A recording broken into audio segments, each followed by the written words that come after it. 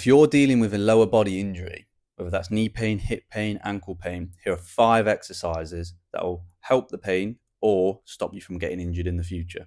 So for the first 2 exercises, you'll need a big resistance band. So what you're going to do is you attach it to something sturdy. So just wrap it around, whether that's a table leg, door handle if it's sturdy enough, but something that's not going to move or break. What you then want to do is you're going to place one leg into the band, stick it behind the back of the knee. It's a banded knee hyperextension. So what you're going to do is a little bit into a split squat position, and then you're going to put the weight onto your front leg. You're then going to go forward, push that knee over your toe, just so it covers the toe.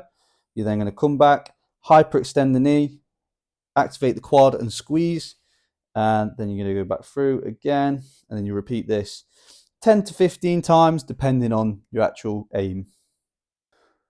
Once you've done that, you can then obviously do it on both sides like you would usually do for most rehab programs, and then you can move straight onto a Spanish squat. So you then put both feet in the band and get to the point where there's a little bit of tension on the band. You're then going to go down into a squat. You're going to aim for a 90-degree angle, but just go down to whatever's comfortable.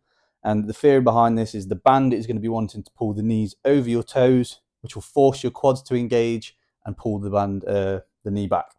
What you're going to do is go down into it. It'll be shaky. That's what you're looking for, a little bit of instability. You'll feel your quads burning, and you're going to aim to try and hold this for 45 seconds to a minute. So first 2 exercises, you've got the banded knee hyperextensions and then into the Spanish squats. That engages the core quad muscles. Next point is glutes. Glutes are a massive factor into it. I speak about it so much in my clinic just because they are the biggest and most powerful muscle in your body, but in 9 out of 10 people, they're probably quite lazy. So first one is a glute bridge. You've probably seen these before, but a lot of people tend to do them wrong. So what you want to do is get the band above the knee. You're then going to lie back onto either on the floor or a nice firm bed. You then want to get your feet in a neutral position, whatever's comfortable. Get tension on the band by separating your legs further.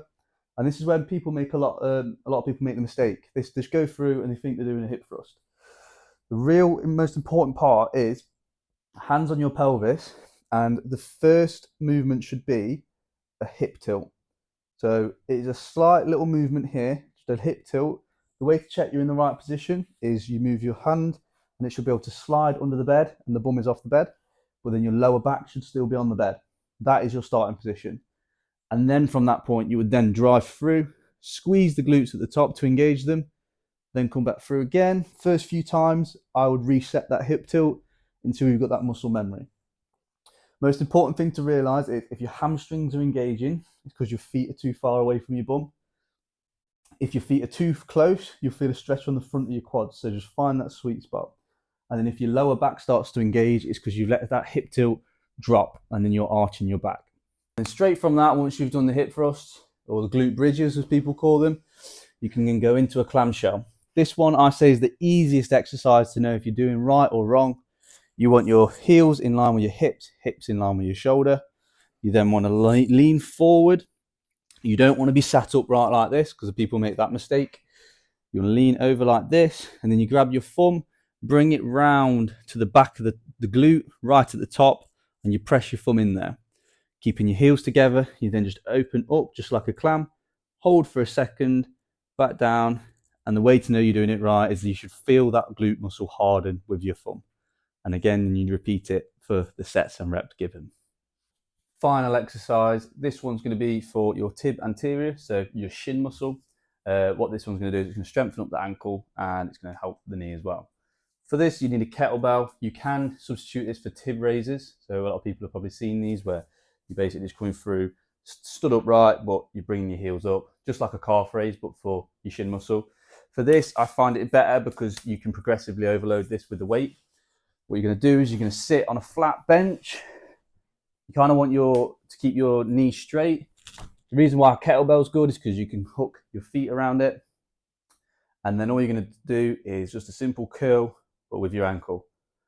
When you go for a heavier weight, you'll notice that your ankle probably goes around and wobbles, but that's building up the stability, which will strengthen up, obviously, your ankle stability and the ligaments involved. 5 simple at-home exercises that you can do to start building up the foundations, I call them, of your lower body, which will either help any injuries that you've got or help prevent any that you could get in the future. So give them a go.